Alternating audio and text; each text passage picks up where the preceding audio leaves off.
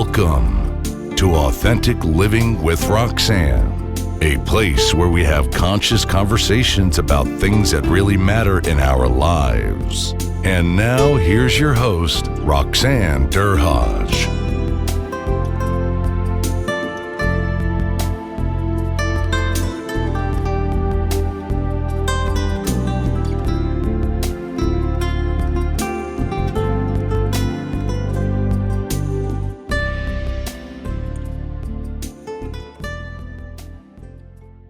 Hi everyone, it's Roxanne Derhodge. Thanks for tuning in again today to Authentic Living with Roxanne.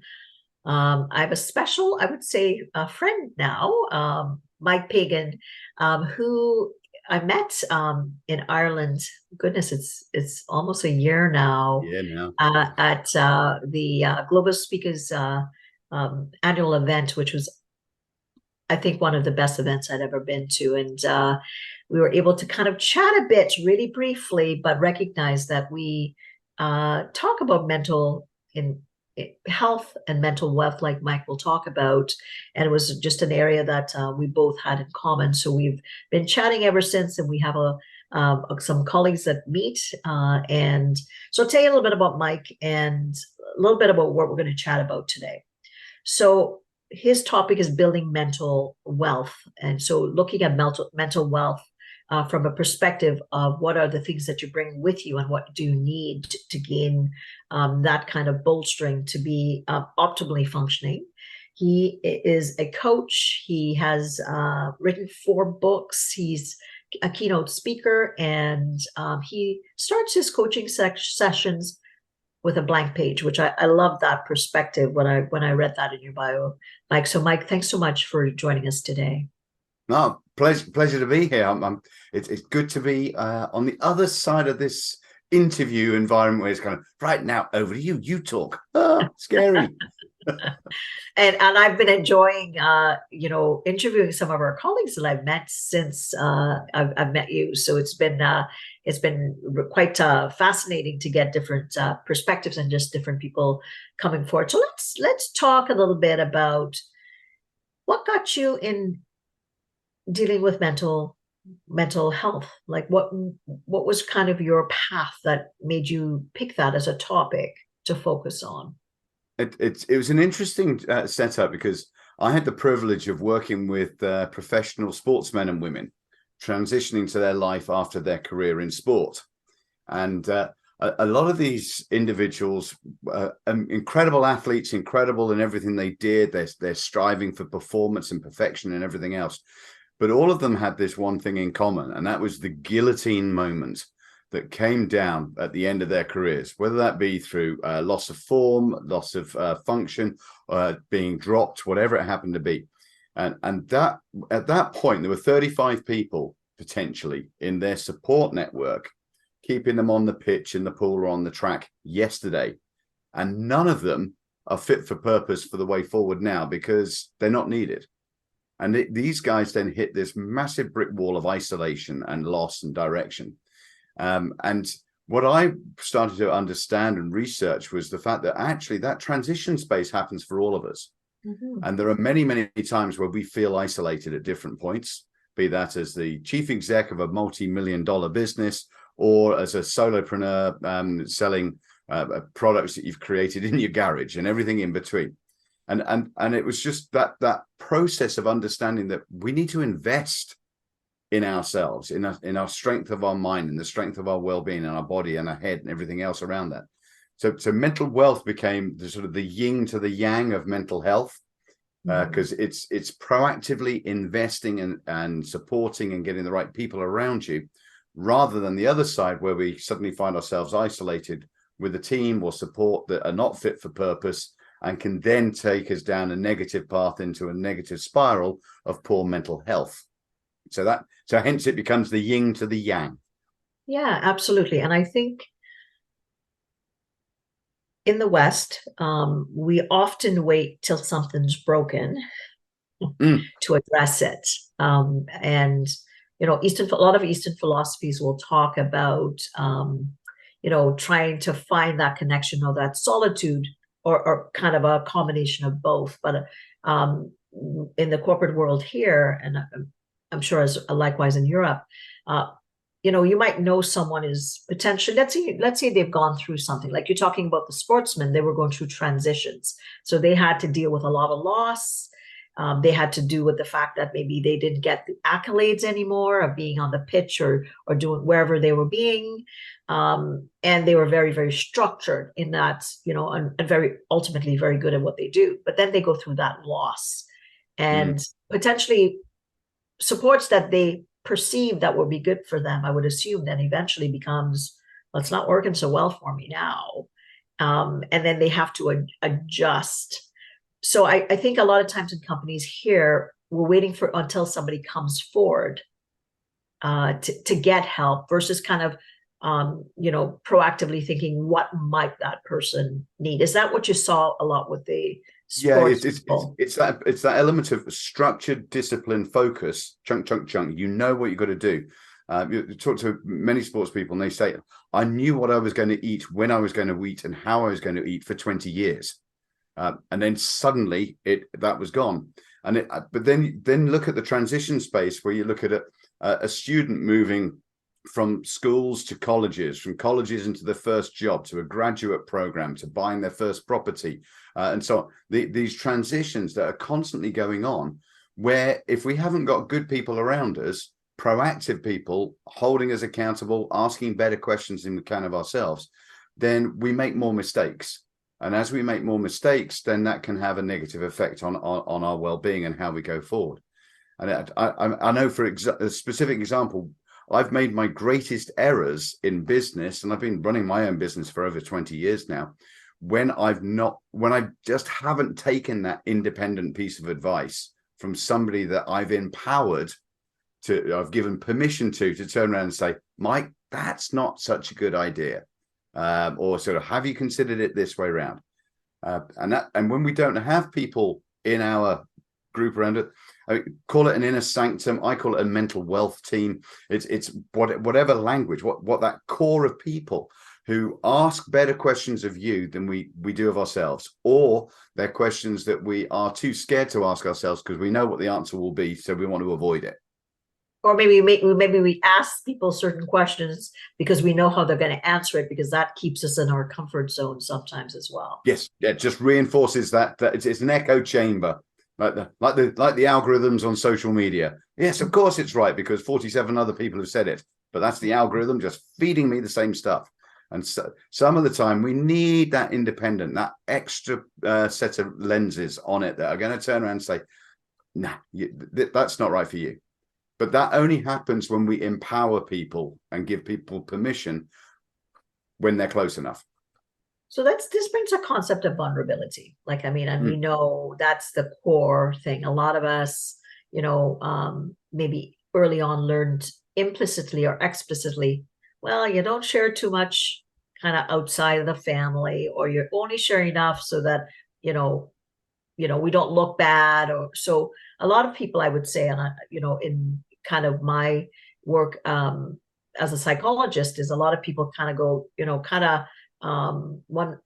remember a family saying they had a motto that was like, nothing breaks us. Nice. Meaning that they have this, regardless, you could be losing limbs and lots of different things, but you never go outside of the family to share.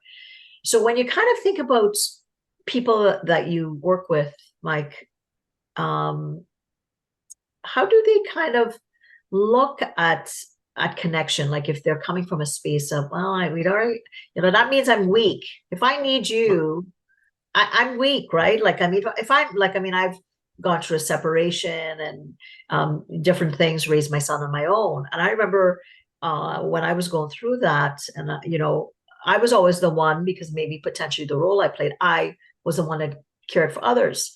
And what happened is, my friends even said to me, they waited to see what I would do, just to see if I could actually come to them, because they knew I needed it. And of course, I was like, okay, where are you? Where are my troops? I need everybody. Because I'm spending my whole time giving. Yeah, you're giving, fixing, and supporting everybody else, but not looking after number one. And it's Right. what I heard there was that the whole thing of vulnerability, and this is isolation in the boardroom. It's a classic example. Whether you're a C-suite executive or a senior management, whatever it is, you can't tell the stakeholders above you don't know the answer. You're not going to share with your co-directors or colleagues that you're not sure what to do next, because that might get used against you at a future date when it comes to promotions. Your husband or wife hasn't got a clue what you do anyway, but they've got your back. Your friends at the school gate, at the sports club, in the other environment that you go to outside of work will always say, go for it, Mike, because you always land on your feet, because that's what you want them to say. And that's how, and you certainly can't share with an employee or a direct line that you don't know which way to go forward. And so this creates this isolation within the boardroom, within the C-suite, within work. And it doesn't matter the size of the organization. There could be 50 employees, there could be 50,000 employees. That isolation piece plays out across the board. And therefore vulnerability, oh, well, I can't do that. The sports people can't show there's any vulnerability.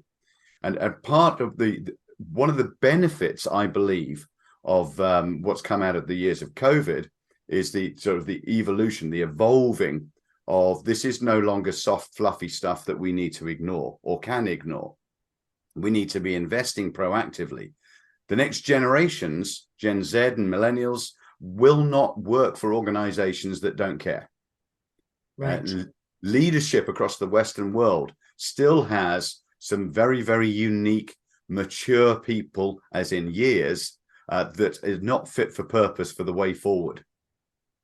They will move on over the next few years. Right. And then hopefully, he says, clutching, they'll be replaced by more dynamic, more people that are involved that will work and understand and get with it. But there's an extra element that we do really need to be aware of here, and this is unintentional isolation. And that comes from the hybrid working environment. So 3 and 2, 2 and 3 days a week working from home.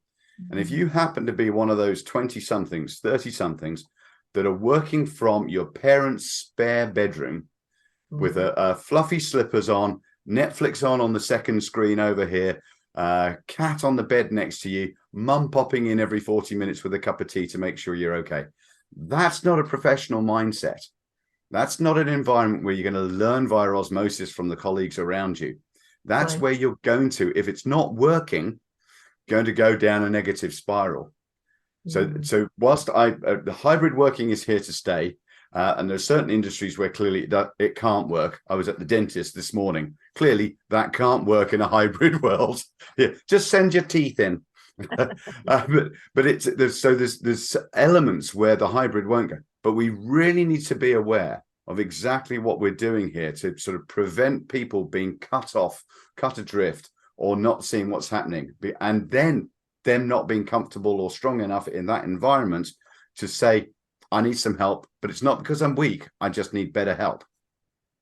Right. And I think, to your point, like when I was in corporate, I remember I was just starting. I was in my 20s. So I was had an assistant. So I thought, well, I'm going to share I manage a portfolio of companies. And, at that point, and this is how siloed you really were, right? So here I was, and I would get paid commissions on the profitabilities of the account. I've got an executive assistant, so I'm running the numbers, and I'm kind of saying to her, I want you to double check the math, right? Just to make sure I'm on, and and I got reprimanded by my superiors because I was being so transparent with my assistant about the commissions that were payable. And I'm like, okay, so you give me an assistant, and this is, obviously administrative work. It's checking, it's math checking. And I'm using her because I shouldn't be sitting there trying to, do the arithmetic that may take me longer. She could do it quicker. And I got told that I needed to keep that private because, in fact, the assistant shouldn't know the level of pay that we would get on profitable accounts. And I'm like, and I didn't think I was stepping into anything, but I was so it's interesting, right? Because you're right. Trust and empowerment of staff. If you don't trust the staff, how can you possibly expect them to be fully committed, fully engaged, fully working? That conversation, that's so sad, but that's how it was a few years ago. and still Absolutely. is in certain places. Absolutely. So now, so two things, Mike, that I think is interesting. I think you're right. As we're transitioning out, we're going to have, the newer generations keeping the older, let's use the older guard accountable. So there's going to be a bit of friction till we find that right combination. But in the interim, we have hybrid. We have people that are, going to jump ship quickly if they realize that they're working for companies that have misaligned. And in the interim, your human capital, we know, is your biggest asset. So what is it that companies, aware companies, are doing around mental health that you're working with versus the ones one of the things one of the things I love talking about is people have gotten used to this terminology of corporate social responsibility, CSR. What are we doing to give back? What are we doing to? Well, I'm referring to HSR, human social responsibility, because it's that framework, it's that format of, okay, what are we doing to proactively invest and support our staff? What are we doing to proactively invest in and work with it? And one of the key areas, I believe, is, and we shouldn't need permission to do this. It's a key point, but we do personally. And that is permission to make ourselves number one. So when we put ourselves as number one in our world, that means being positively selfish.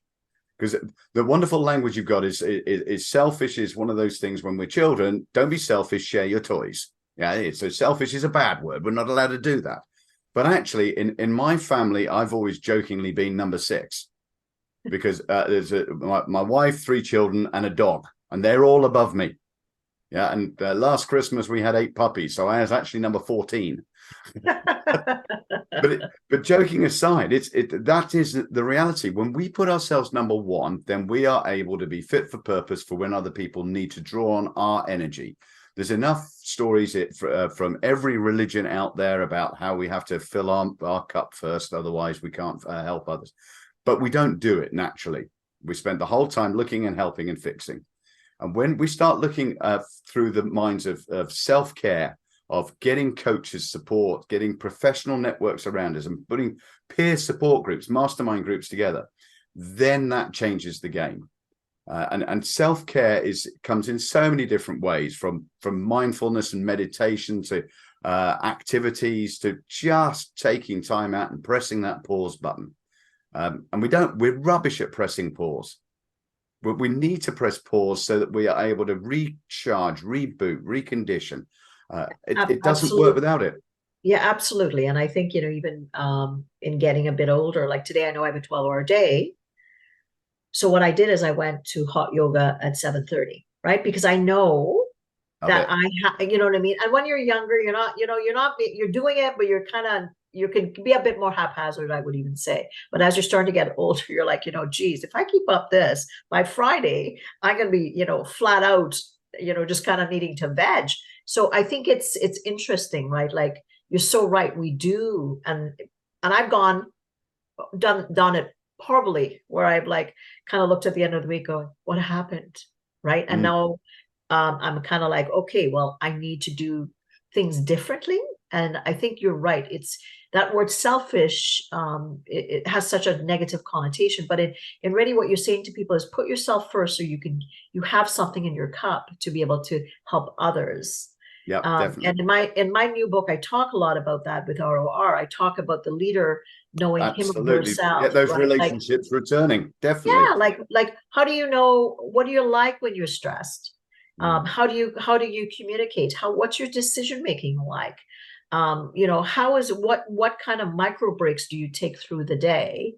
And if you don't, what do you like? And if you do, what do you do differently, so that they could become more connected to themselves, to look at, I'm not so good at this, and I'm not so good, but I'm pretty good at this and this, but I have to work on this. Because if they bring their best versions of themselves to work, the concentric circles that get connected to the people around them, the benefit is that you're able to see what Mike's doing. You're able to, even if you're on a screen, you're able to kind of intuit a little bit better what's going on and be able to connect versus kind of, you're in that 747 or 30,000 feet and you're not dipping down just to see, because we know a lot of leaders, they have that type of personality that they can, withstand a lot. And they sometimes are remiss in kind of thinking, okay, what am I doing that might be affecting people until things are a little bit too late. We know that with mental health. With some a classic one I share with you. You see the 4 pictures up above and around my head at the moment. Yes. When I go to conferences, I will always, where possible, it's a rule of thumb rather than rule of life, but take an extra day afterwards to decompress. Because if you, when you're at conferences, you're at events, they're very intense. They're talking to lots of people, performing main stage, delivering your event, having the whole setup.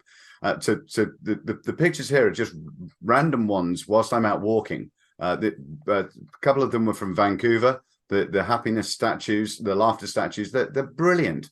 Other ones were from ROR in Poland. And they're just these little dwarfs that are sort of placed all around the city. There's 300 of them. There's a wonderful story attached to it and everything else. But just from that sort of feel good, decompress and look after number one. It's a great way so that when I return home to my family, then I am in a different space because I'm ready to be the family Mike rather than the working Mike.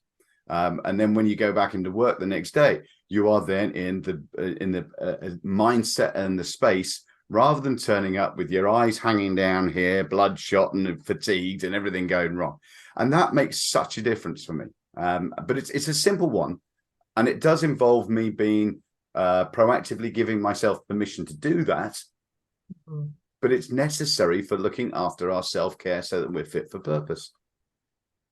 And I absolutely, and this is the stuff that I, obviously when I coach or train, I'm talking about those things consistently. How are you taking responsibility for your mental well-being so that you can, and if you're not having a good week or something's going on in your life, to be able to be vulnerable enough to share, not like everything, but at least for people to understand that you're going through some stuff, and maybe for them to have grace, just like you would expect the other way around. So I think that whole element of shoulder to shoulder leading, where if you do step into it, and we, leaders do often, and I was a leader in many positions where I did, but to go back to the person and say, I realized I was a little bit abrupt there, or maybe I was a little bit too direct and kind of down the middle versus kind of slowing, and I didn't feel so good for me. I'm so sorry about that.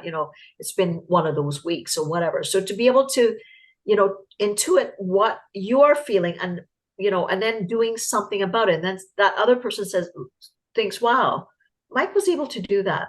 It's so nice to know that, he's just like me. Right. And when you get people feeling like that, what do they want? The relatability. We all want to, I think, for the most part, do a good job because it's kind of, where we spend most of our time. So I think that, that kindness from leadership is an element that I talk a fair amount about, right? Like we always try to portray ourselves as invincible, having all the answers and everything else like that. But perfect Peter has no friends because nobody can relate to him. Right. So as a leader, if you're portraying this badge of perfection and everything is squeaky and so on, then you can become aloof, you can become unapproachable, you can become, well, they've got it all. So what can I? So I'm not going to go to them with my problems because they won't have time for it. And so, as you say, it's that sense of humanity, just sharing that scope. So, there's a reason. Yeah, I can talk to you. So tell me, if there's leadership teams or there's leaders listening, or someone even frontline, and they're thinking, we are so isolated. So let's start at the top and say, well, what kind of guidance would you give a leader that's thinking, I think we're in a pretty disconnected environment? What are some of the things, maybe 3 steps that they could potentially, think about implementing, or some things for them to consider about kind of, you're not going to connect tomorrow, but to kind of get towards the element of connection with your staff? Okay. The first step there is understanding who's in that support network and if the support networks actually exist. And there's a simple technique I will use where people subjectively score their network as to whether or not they are actually close or part of their inner sanctum, or they're just a name in a database. Yeah, it's a WhatsApp number. That's all it is. They're not close. So it's understanding how isolated that is, because certain people will suddenly realize, actually, there's nobody in my inner sanctum that I'm happy to be open, honest, vulnerable, and mentally naked with. And that therein lies the key part of it, because if we're like that, then there's people that we truly trust. And some of those are in our friendship networks, but others are those in our professional networks. So it's knowing that. The next step is understanding, what are people doing for themselves in the world of self-care? Mm-hmm. Have we got a culture? Have we got an environment where people feel good about doing other things? Or is it very much work to rule? And a classic example of that, my daughter, a millennial working in a corporate organization as a student. So on her year placement as a student, and the computer system, you have to be working the whole time. If after 15 minutes the mouse hasn't moved, it automatically logs you off, which therefore the company then thinks that this person isn't working. She's a 22-year-old young lady. That's the work environment she's got, and she's in her student house because it's hybrid working.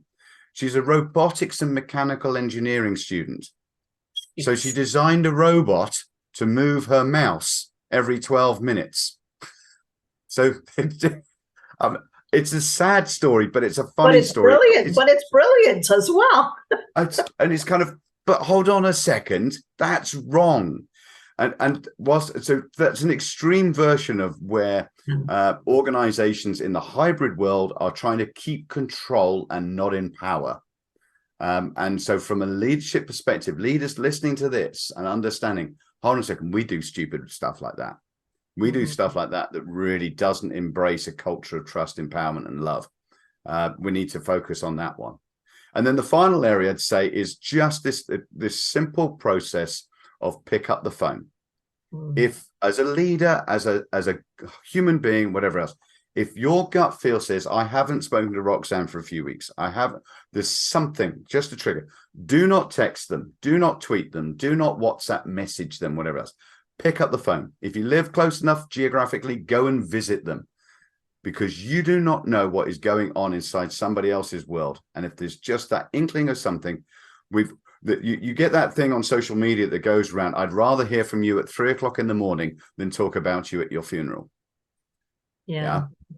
I love that. I love that, because, it's so much, the phone now it's the ultimate barrier that people use, right?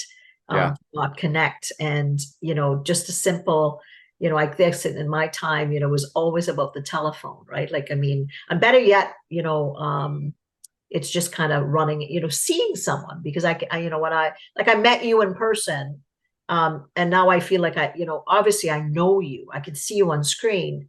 See, if I had met you on screen and hadn't met you in person, I feel differently. So I love, and I think there's nothing that replaces that ability to be able to connect with someone, to be able to kind of, see other than just a third of who you are, just to be able to kind of get to know the person. So I think sometimes it's just going back to those basic things.